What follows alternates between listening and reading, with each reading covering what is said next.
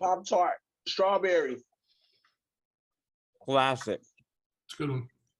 With no frosting. Look at you. That's not the best kind, though. The best kind Yeah. are the brown sugar. You know what? They're a little bit too sweet for me. Well, I can only do one now. I used to be able to do a pack. If I have one, it's a nice little treat. Mm-hmm. How can you have just one? Because he's right. It's too sweet. It starts to, Ray, you haven't hit 50 yet. See, Philip's 50. No, I have not. Yeah, Philip's 50 in mind and spirit, not in body. But so he gets it. That's right, I do. Okay. That's right, Ray. You're still eating all those sugary cereals and trying to get other people to eat them too. Hey, you got some in your cupboard? I do. Berries. I do. I got to go get some Lucky Charms though. I've been on a Lucky Charms. I've been craving Lucky Charms lately. I've never been on the Lucky Charms train. Oh, I like them. I like them. I don't love them, but I do like them. I get in little seasons. You guys want to see my sad cereal situation? Sure do. Let me see it. He probably got like some Muesli. fire or something. He's got that Muesli stuff. Oh, that's gross. I hope you're wrong with that, Rob. Grape nuts. I got grape nuts. What in the world? That didn't look bad. Peanut butter anything is pretty good. Wonderworks keto-friendly cereal. 19 grams of protein. Yeah, but I don't want to know what kind of protein that is, so I'm good. Yeah, it came from pig carcasses. That's probably, yeah. How else do you guys think I got so muscular? Oh, sure, it's working. Welcome to Second Take at Eastlake, a podcast of Eastlake Community Church in Irmo, South Carolina. You are invited to join us any Sunday at 9 or 11.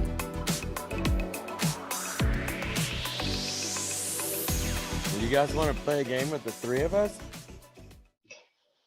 I mean, I don't know. Let's play the game what is Michelle doing right now? I hope she's doing nothing. That's not happening. Well, you know what I mean.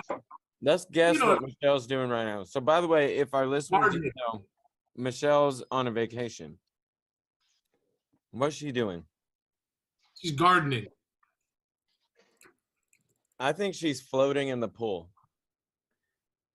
She doesn't do a lot of that, but you might be I right. think we need to lob something over her fence. Should we text her and say, where are you at for the podcast? You know what? I'm going to call her. Oh, Why?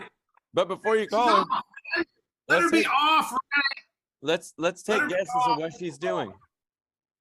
Pull her back in, man. Let her be off. No, My guess let's is not pull her back in. I'm going to go on record right now. When I'm not working, do not call me during podcasts. I don't care what you're doing in podcasts. She's not on the podcast. We're just asking But what is she doing. But I'm telling you, when I'm off and you're on podcasts, I don't want you interrupting my life. we're not calling Rob. But we have a game going. We need to know what Michelle's doing right now.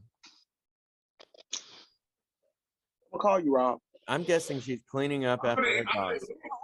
We're in the middle of a podcast, and we just played a game wanting to know what is Michelle doing right now. So what are you doing Michelle, I was right not now a besides favor of laughing? calling you. She's Can't hear laughing. you. She's hold on, just a second. Hold on. Michelle, She is Michelle? laughing. Michelle, I was not in favor of calling you in your time off. I'm muting Rob. So here's what I'm doing. I'm at Lowe's buying cedar to finish off the first row of my garden boxes. And I even have witnesses because I just ran into Lynn and Dave Hall. All right. Hey, by the way, tell Dave Hall good looking at Costco because I saw him at Costco. He didn't see me. Okay, I don't know if I'll see them, but they said they were going to Walmart and I'm going there next. So there you go. All right. Well, this woman is continue off. to enjoy your day off. I mean, Let your her be week off. Because You too. all right, I'm not off though. That's the deal. I'm not off. Oh, I'll enjoy the podcast. All right, bye. Bye. Let her be off. No shall it be known. Rob When is. I am off, I'm off. I can't even tell everybody that Rob's yelling that she's off because Rob's been yelling that she's off for the last 5 minutes. We get it, Rob. I muted Rob. I literally muted. I'm just like, Ray, you tell us to take our time off. Don't interrupt it. We needed to That's know. not interrupting. You know what? It's like we're the brothers and we can't help it. We can't leave her alone. Oh, wow. She's still off. Yeah, she's still up. So guess what? She is gardening, which means Rob was right. I'm happy I'm right, but I wish we hadn't interrupted her time off. Oh, man. All right, good talk. A party pooper. So before we get into the meat of it, I thought it would be fun to give a non-spoiler alert, non-spoiler, but a quick movie review of Guardians of the Galaxy. Mm. Oh. Well, Philip hasn't seen it, so he's going later this week because it's his birthday this week. Mm-hmm. Here's what I tell you. It is the best Guardians of the Galaxy to date. Rob is going to take it a step further, but it's still in the same universe. It's every bit of 2.5 hours plus 30 minutes of previews. You could kind of skip out on some previews if that's not really important to you, but here's what I'm going to tell you. The movie is every bit of 2 hours and 30 minutes, and it's worth every minute of that 2 hours and 30 minutes. I gotta go. You gotta go.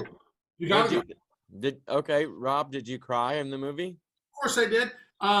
But here's what I'm going to say. Ray's right. I'm going to take it one step further than he did, along the same lines that he did.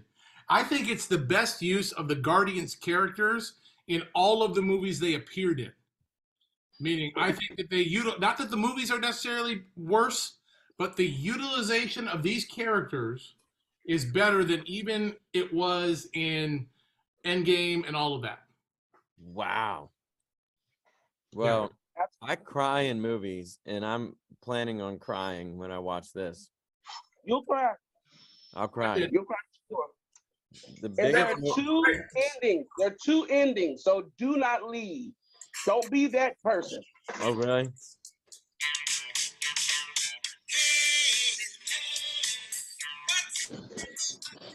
I love it. That song has relevance again. That's all I'm going to say. I can't wait. That's going to be a lot of fun. So, all right. So let's get into, I'm almost done eating my cereal, but I didn't have time to eat lunch today. But so let's do this. Let's talk about the sermon that we just wrapped up.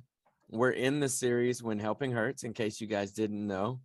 Yeah. Oh, what's Zesto? Yeah, I can't agree with you, Ray. I've done it. I must have had a bad day. And dude, that chicken on that Zestos in West Columbia today, What kind of food? Was doing a good job. What kind of food is it? There, Ray. I want to be in that place with you, but I can't. I didn't say I was the best. I didn't say that. I know. This is good. Right. This is what it's like when the brothers get together and the sister's not around. We can talk about bro stuff. Okay, so let's talk about this. Let's get into this series. So, Ray, one of the things that that we talked about that we wanted to kind of speak of in this podcast was, why was this message specifically compared to the others? Why was this one so important? Why was it important to, and by the way, what was this message topic? It was The poverty. problem with privilege and poverty. The problem with privilege and poverty. But why this one out of all the other ones, did this one stand out to you? Or why did you feel like God had you teaching it? Or just speak a little bit about that. Sure. Well, Michelle did a great job of laying the foundation for the why behind why we're doing the series, why we feel it's a part of our core curriculum, and why we want to make sure that we are doing this every 2 years or so to make sure our people get brought up to speed old as well as newcomers, of why we serve the way we do. Why do we have the care process outlined the way that we do? Because we've done our homework as it relates to helping people and hurting them in the past, not intentionally, but just in ignorance. And so why continue to be ignorant? And so then we wanted to talk about what is poverty? Rob talked about what exactly is poverty. We need to understand that poverty exists more than just material, because that's how we tend to think about it, the lack of stuff, Mm-hmm. Oh, they don't have what I poverty is have. much larger than it. Right. And so last week, I want to talk about who are the poor. Rob did a great job on his message and even gave us a chosen clip where Jesus confronts the religious order as he often does, because he's the one, those are the people he has the most issues with. It's not the common folk, it's the religious people that think they know everything. And so therefore, he calls them out to say that they are spiritually poor. And they found high offense with that. And I wanted to then tie that together to talk about, hey, we are them. Mm-hmm. We are them. Whether you want to say you think you, because you were raised in church, that you know all the stuff, or that you are them in the sense that you have a lot of privilege. Mm-hmm. And therefore, like I said, church is an option for you. You don't see the need to come every Sunday. You don't see the need to be in a Bible study. You don't see the need to send your kids to youth group on a weekly basis. All those things are options to you. And that is, if not the clearest sign of your privilege and your poverty, then Jesus says it in the chosen clip. If you can't accept my salvation that I offer you, there is no hope for you. Yep. And that ties into us. Oh, sorry. No, you go first, Rob. I think I've got a little lag, so I might be putting my camera off here in a minute. But and I think, Ray, further answering Philip's question is, when we look at When Helping Hurts as a body, as a staff, as elders, as everyone, one of the things we want to make sure we do is define those terms well, so that we can look in the mirror and know if what we're doing is helpful or not. And that starts with a self-assessment of making sure we know where we're poor. Because if I know where I'm poor, and I'm blessed now, I used to be poor in finance, but just by living a smart, frugal life, my kids don't have to experience that. But we can become time poor, and pride poor is what we call it when we talk about it. And what I mean by that is you get so prideful that your humility goes away. And if I can assess those things well, then when I'm helping people, whatever that looks like, I'm helping from a place of humble submission to God, not a better than you scenario. And that's why it is so pivotal that we understand what Ray was telling us this week and what I said last week, the week before that, because if we can define those things well, we can actually be instruments of the kingdom instead of instruments of our own ego. Mm-hmm. Because let's just create an example out of the air. Let's say we're going downtown to serve food at one of the kitchens to homeless people. If your motive for going downtown to serve homeless people in some kitchen is that you genuinely feel like they don't have what you have, and you're going to kind of be the hero. I'm going to go be a hero today and make sure I got some good notches in my belt of like me being a good person. So here we go. I'm going to go serve these people. You're going to miss the point. What it basically is what you guys are saying. So the goal would be that you would say, I want to invest in these people's lives. I want to go downtown. I want to get to know somebody. I want to hear their story. I want to know about them. It's not, I just want to give to them, because that solves nothing. They're just getting another handout. Were you going to say something, Rob? Well, no, I was just leaning in because that was I love what you were saying, because it goes along with what I said 2 weeks ago when I said really what our motive should be is to look someone in the eye and say, I see you and you matter. Mm-hmm. Not see me here, I matter, which is not, I did not say that a couple weeks ago, but I said the first part of it. I want to go into all of the places I go to tell to people, I see you and you matter. Mm-hmm. And by the way, you contribute to me just by existing. Yeah. Meaning that I can learn from you too. So that was all. Yeah, it's so great. but it's much easier, at least to me, it seems a lot easier to go downtown and serve. And I'm just using a kitchen as an example, and go home and be like, I did it. I did good. Like, I'm good for a couple months, probably. I mean, because I'm the guy that goes downtown and look at what I did. That's the kind of person I am. Nobody says that out loud, but subconsciously we can think like that and think like, yeah, I'm the one that on my birthday, I chose to go serve downtown or whatever, as opposed to I know people, I see people, I learn their story, I'm invested in their lives. And I don't know. And so how does that have to do with poverty? That realizing that you're not the hero. Yeah. When Rob gave that example of them doing that on a missions trip some time ago, where the best thing that happened was that they spent time with a person that happened to be homeless. It reminded me of the years of investment my family had decided to make when we were in Missouri on Christmas morning. We would go to a church that wasn't our church to serve a community of people that was primarily refugees and other people that happened to be homeless. And I'm talking about they got to know my kid. The first time they encountered Trey, who's 20 now, he was 3 years old and he was down there. We were there as a family. He was reading books to the other kids that happened to be homeless.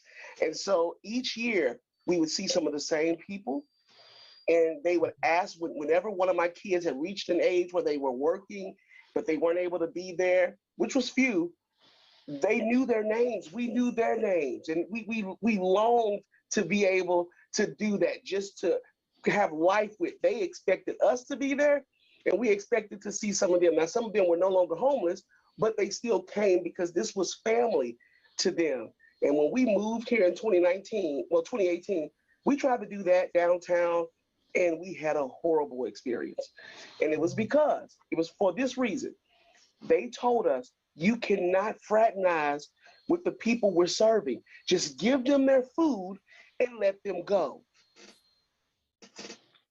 We never went back. Yeah. Because that's dehumanizing. To shove a plate of food in front of somebody, especially on a holiday, when people are gathering with friends and family, and you're telling us, we don't want you talking to them. Mm-hmm. To me, and I'm not going to judge them. There's reasons we might not be aware of. There's all these things, but it's like we're getting ready to go on this student mission trip, and one of the things that I got in the mail today, or in an email today, was our assignments for the trip. Now, I have stayed out of that, even though usually when I'm not a participant because of my role in lead, I help with that. I have not wanted to be in that because we're going to benefit from wherever we serve. And I was like, I want you to pick without And the reason I'm saying this is what you just shared, Ray. I got so excited because there's 2 days we're going to be with our main ministry partner. We're painting a house, and here comes the one that I'm looking forward to. If you've heard me preach, you'll know. It's a group called Pain Reliever Church, and it's named after this guy, and then there's a lot that goes into it.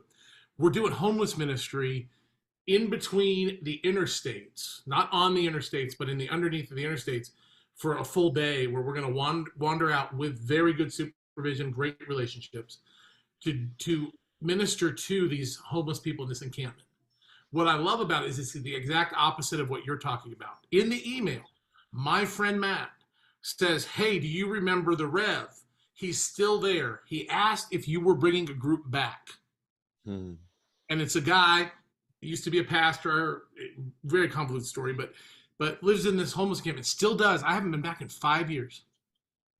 He asked Matt if I was bringing a group back, and he asked for me by name. Because the 2 years I did go, I camped out at that man's tent and sat, and we traded life stories. And for me, that comes from exactly with what Ray was talking about.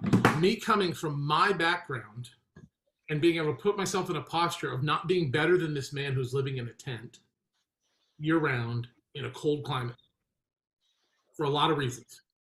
and being able to put myself in a posture of what can he teach me? Mm-hmm. And that's what Ray preached on this week, was when we recognize the poverty in ourselves, we go to the homeless, soup kitchens and places like that, and we build relationships. We don't just hand them food. We go to the tent side of a homeless person in a safe environment with a partnered ministry and sit and trade life stories. And all of a sudden, the gospel begins to spread because we've helped by putting ourselves in a position of learning and service. And I think for me, that's the big takeaway, is when we position ourselves as learning servers, we make a difference, whether it's our neighbor, a homeless guy, someone in Rwanda, someone in Belize, all the places that we partner. That's how we do it. Yeah. So humility is like the core of all of it. Like if Ray was getting to something on Sunday, it was humility is got to be there. You got to get off your high horse. So let's just say, so it's really easy to say, oh, the soup kitchen or the whatever downtown or these things. Let's just talk a little bit about people in our everyday lives. How does this translate into that? So a coworker or a neighbor or just a genuine best friend, because we want to help everybody. How does that translate? I have a coworker who has some defects in it. They like to. I have two of them, actually, three maybe. They like to work. They like to root for the Dallas Cowboys. And so what I've done, instead of always hammering on that, I've taken the time to build relationships. I can begin to show the error of their ways through logical. No, I'm kidding. But it is really as simple as that. It's figuring out what somebody's all about and building a relationship with them. Mm-hmm. I mean, I'm being funny, but yeah. One of the other privileges that we have as pastors, we get to do life for people. We get to do life with people, not for people. Sorry about that.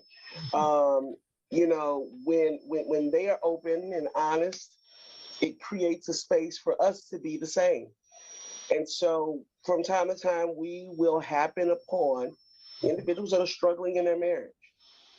Well, instead of thinking of them like, oh, you're stupid, or, we're going to send you to counseling, we don't do that. We, first of all, in our care process, what we want to do is establish a relationship with you.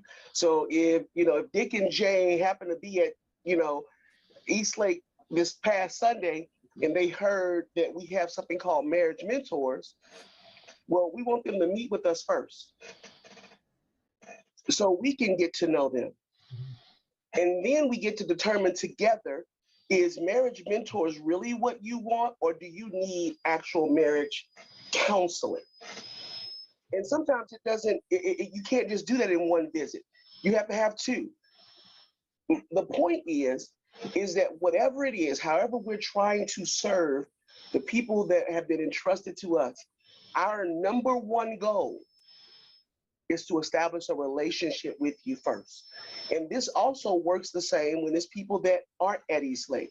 We get calls daily from people that are not attenders or even visitors at Eastlake, but they heard that we like to help, or we are in a position to be able to help our community. And there are guidelines to that. So we're not handing out checks and money just not flying out the door, but we want to establish a relationship with you to find out exactly what is it that you are in need of, because paying your bill today may not solve the problem tomorrow. Mm-hmm. And you only get to the root of that through relationship. True. I've noticed it. My kids are getting older now. And I feel like as kids turn into teenagers, most people, as they get older, they get more and more strict. They're getting, they're turning into teenagers. They get more and more strict. Some advice somebody gave me, is be more strict when they're younger. As they get older, give them more freedom, right? But an interesting thing about having teenagers is we have a lot of people in our lives that have younger kids. And at first, it's really easy when they're asking for advice, or just when you're living in relationship with them, to think, man, I wouldn't do that. I wouldn't let them get away. In my house, that wouldn't fly, and this and that and this and that. It's a very arrogant way to think. And one of the things that we've started saying is, you know what? like let's let's just get to know them and their relationship and why they do what they do and how and the why behind the way they're raising kids and doing different things. And what you discover is there's actually sometimes things you can learn from them. And it's different and it's good. It's just not the way that you did it. And so I don't know, it's really easy. I only say that because I wanted to kind of get out of the just serving on a mission trip into just the relationships that we have every day. Well, and let's remember, we're on a mission trip every day when we walk out of our house. Exactly. Yeah. We don't think that way in the Western church. They do more in the developing world and in the majority world. I prefer to call an area that used to be called a secondary term. Because there's more people there than there are in this quote unquote developed world that we live in, whatever that quote. They wake up in the morning knowing they're on mission. They're on mission to survive sometimes. They're on mission. Those that are followers of Christ are on mission to advance the gospel everywhere they go. And we need to get back to that in the Western church, to where when we say mission trip, we're referring to 365 days a year, 366 on the leap years. And sometimes we get on a plane to do that, but more often than not, we just walk out the front door. It's just the people you live and do life with. Yeah. And honestly, if we were to live in judgment with whatever friends I'm talking about or whoever, might have younger kids or whatever relationship we're in, nobody wants to be my friend if that's the way I act. Nobody wants to be in a relationship with me if I'm like thinking I'm better or thinking I know how to raise their kids better than they do, or nobody wants to be in that relationship, and I want to be in a relationship with people. So I want to watch, I want to learn. And then if advice is asked, if somebody asks, I'll give my thought, but hey, in a humble way of like, this is something that worked for me. This is something that didn't work for me. This is what God says, I love that, because it's like, I'm thinking of somebody, I don't want to name them because I don't have permission, but I can share this story without naming them and you won't be able to figure them out. But as you all know, I'm in partnerships with people in our school district and in other places that are not connected directly to Eastlake and are not in, and actually don't even know me as Pastor Rob. They know me more as Mr. Rob or Mr. Townsend. I was on the phone with one of them earlier today, and I do not go into pastor mode with this person very often at all. I live Jesus in front of this person every day that I'm with them. But I smiled to myself in my car when they said to me, hey, I'm going to need you to shift into Pastor Rob mode for me. To my knowledge, this person, not a believer, not regularly attending church anywhere. But it just made me smile. Not because it's like, wow, look at me, they called Pastor. No. I have never switched into Pastor Rob mode with this person one time without being invited into that position. It's been about the third or fourth time, but this was the biggest one. And they needed really big advice about life beyond the purview of what we're doing together in partnership. How did that happen? Day-to-day living, like they matter to me because they do.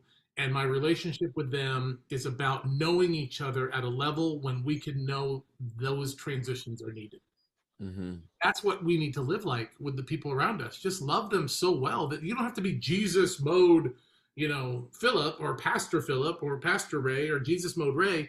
It's like, that guy loves Jesus and I need some of whatever that Jesus has given him right now, because they see the wisdom. And that's, if we start living like that, wow. I got in trouble with somebody on this podcast last Sunday for broadcasting something that is far off.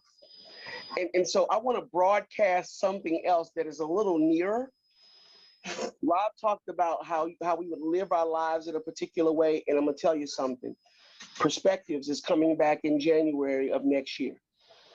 And if anything helps you to live your life more focused and on mission, not about going on trips, it's about living your life on mission every day. Perspectives is what you want to engage, because this means for you every day you wake up to the calling that the Lord has on your life, and you engage it in the relationships that you establish everywhere you go. And so let's talk about what Philip and Rob are both talking about. So please stay tuned. It's coming. That's in January. This book, get this. And if get this, I use this in sermon prep. more than some of the other books in my library. Crazy. Get it. Yeah, and we don't have to stay on this very long at all because we just don't want to be political, but I'll just make this one statement that it's easy also as a country as Americans to think that everybody else needs to be like us. Like that's a perfect example of what we're talking about, that, oh, we need to just make these other people. And really, there might be things in those cultures. I mean, I grew up with kind of a Hispanic culture and family. And if you go meet families in Mexico, the families are so close and oftentimes more close than, and I feel the same way when we went to Belize. And so there's things about other countries that Americans can learn too. But again, that goes back to the humility and realizing your own poverty, not this, hey, everybody, I got it figured out. That does nothing for anybody. So, and keeping it from being political, when I was on this trip in Europe with these students from our district, one of the comments I made early on that changed their thinking of the trip is they were using the word, well, they're doing it wrong. And I introduced the concept, different, not wrong. And there was actually, that began to change the way they filtered what they were seeing in these other countries we were in. And we weren't on a mission trip. They were just like, they do it wrong here in Scotland. I'm like, no, they do it different here in Scotland. That's a perspective shift for us. And it changed. Now, are there people doing wrong things in the world? Absolutely. People are murdering people. People are sex trafficking people. That's wrong. The way you choose to do X, it's your way, not the wrong way. Yeah. So this message, what does this have to do with, this was one of the questions we had talked about. What does it have to do with paternalism? What is paternalism? Don't go too far. Don't go. I'm going to stop us. I'm doing it on Sunday. That's why I don't want all the thunder to go. Tell us what it is, Rob. Tell us what it is. What is paternalism? It's doing things for others that they could do for themselves with the motive of it being about you. That's the simple definition. There's a lot long. I'm going to go into more detail on Sunday, but it's really, I'm doing something for you that you could be doing for yourself because I want to get the benefit of looking good doing it. Or sometimes because it's easier to just do it for them, but you're hurting them. For me, that's kids doing the dishes. They never do the dishes right. So sometimes. One time has my kid done the dishes. We just do the dishes ourselves because we're tired of it. It's like, nope. Let them do the dishes. Do it again. Get it right. Yeah. So true. Yeah, I grew up in that household, Philip, that if we did it wrong, we'd have to do it again. And what we were told, if you do it right the first time, you save time. If you do it wrong, or if you do it quickly just to get it over with, you're going to waste time because I'm going to come behind you and see that you did it wrong, and you'll have to do it all over again. Yep. That's what we do now. Sometimes they have to do it a couple times. Shortcuts are long cuts, except in math where they're a gift. Yeah. So I guess we can't go into that one too much because Rob's going to preach on it. We don't want to steal his thunder here. There'll be a lot. My whole message is about joining God where he's working, which if we do that properly, we will always avoid paternalism. If we're in that frame of mind, 100% of the time we'll miss it because God never sends us in there as the guardians. We were talking about the guardians of the galaxy, as the guardians and the saviors of these people that we're standing in front of. And these people, I don't mean that derogatory, like the people in front of us. He sends us in because he's already doing a work, and we have a special gift set that we're supposed to impart to them and use for their benefit, not ours. And if we do that, we will not get paternalistic towards people. If we get caught up in ourselves, I like what you said in teaching, Team Philip. If we get caught up in this pride of being about me, we will go paternalism every time. Yep. I think 100%. So true. So yeah, so let's a couple more questions. 1, 2, 3, 4, maybe. Ray, how was your birthday? It was great. It was great? It was great. It was great. What'd you do? Oh, well, man, it's a month-long celebration, so there are things happening even this week. So, my wife is planning to take me out to a new restaurant in town as soon as we can get reservations to this place. It's called Burn 99 over off of Harvest, in the new Korean barbecue and boiling pot place. Okay. So we're trying to get into there, but it's hard. Where is that? They're booked up. In the old, I guess it would have been Chili's Wow. across from what is that? Sonic. Yeah, Mm. it was a crab place for a while because remember they opened up 3 crab places within a mile of each other. I don't know what Yeah, you're Harbison, talking Everybody knew that wasn't gonna last. Harbison had bad crabs for a little about. while. That's fun. So yeah, we got that going on. You know, we got an anniversary trip coming up. So this month, I mean, really, it's a month of celebration for us. God bless. I love it. I hung out So- with you on my birthday. I know you did. I was just thinking about that after you said that. Yeah. So here's a question though. Why in the world did you preach on your birthday, Ray? That was an accident. Number one, it was an accident. It was a miscalculation. Now I know I make the schedule for the most part, but it was a miscalculation. And when it dawned on me, because my wife had asked me the Sunday before, she said, "Oh, are you preaching this Sunday?" I was like, "No, I preach next Sunday." And she was like, "On your birthday?" And I was like, "Oh, that is it." And here's the deal. I wanted to give a gift to the congregation. And what better day than the gospel? Yeah.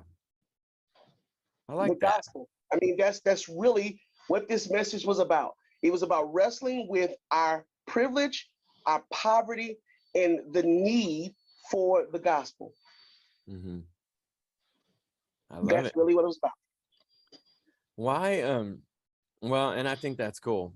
I lead worship on my birthday every 7 years or whatever.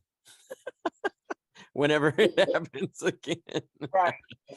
I preach my birthday every time it's fallen, I think, the more I think about it. What? That's just the way it's always. I was looking back at some of that, and I'm like, yeah. It's fun. I tried to be gone, and it didn't happen this year. So Well, on my birthday, which is Friday, I plan on doing nothing. I'm not going to do anything. I'm probably going to watch my grass get watered. I love to watch my sprinkler just go. There's nothing more relaxing and satisfying than that. That's when my kids say I'm in full dad mode. And that's probably about it. That's all I want. I don't even want to go out to eat. That is a pretty you're dad. going to the movies. I might go to the movies if I can go during the day. I don't want to go at night when it's crowded. Well, I one. can, I won at 1, and there were 8 of us in the theater. I think you had 6 yours, Ray. I had 6 at 12:30. yeah, I'll go during the day. But my goal is not to go out and eat. Go together. We should have talked about that. I mean, we were in that parking lot with that. Yeah. We sure were. Yeah. Well, let me wrap us up with one more question, and this one has to do with the sermon. Why is it that when we use the word privilege, people get so triggered? Why?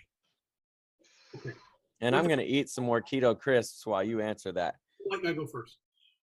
Part of it is it's one of those words that's been hijacked, and in people's defense, who get that word triggered, it has been used and bandied about as such a negative thing in a political context that a word that we used to as Christians be able to really wrap our heads around because we realized that the privilege that Jesus had was set aside becomes some political mess in our brains.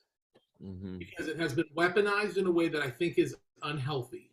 I think there should be nothing wrong with a Christian man, woman, or child dealing with that concept of privilege, because after all, we serve a God and a Savior who gave up everything that he was entitled to for us and calls us to do the same, whether that's in the race relations area or the economic area or the marriage area between two spouses. But because it's been so politicized, I think it just causes us to go to places where we feel like we're being attacked. And I can tell you that none of us have ever preached about it with it being an attack. Mm-hmm. It has been more, hey, Jesus laid aside his privilege. Let's follow the lead of our Savior, identify what areas where we have privilege or advantage, and set it down just like he did. Yeah, it's true. Yeah, if you just remove politics out of it, there's no argument. There's zero argument. Christian life. We live in a country full of privileges, as well as poverty. If you are right hand dominant, you have right privilege. You sure do. That's Most of the things that are Preach it. most of the things that are made for you.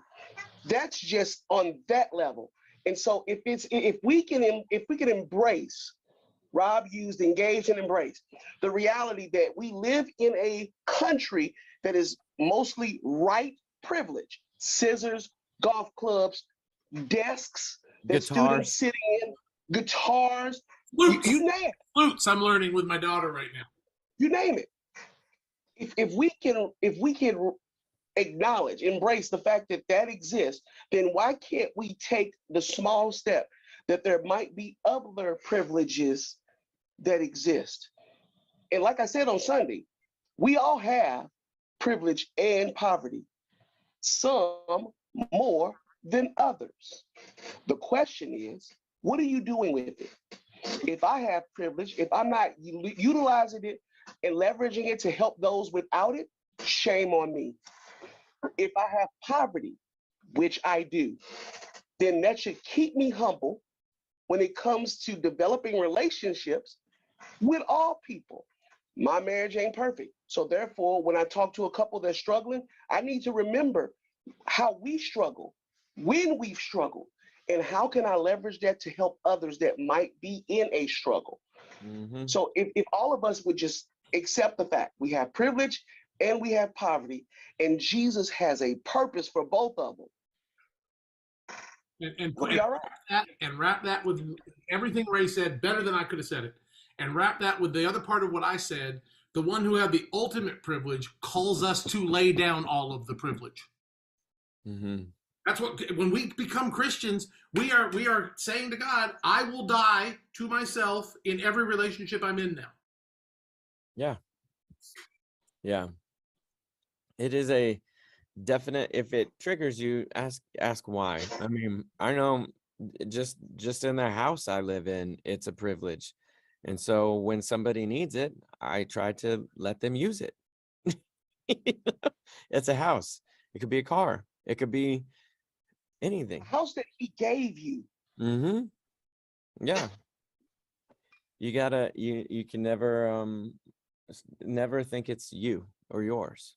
Yeah. You know what, Philip? This is and I'm gonna love saying this. For the people at Eastlake that I've gotten to witness since I moved here almost 5 years ago, Rob puts on an event twice, I think, a year, where there's a family lake day.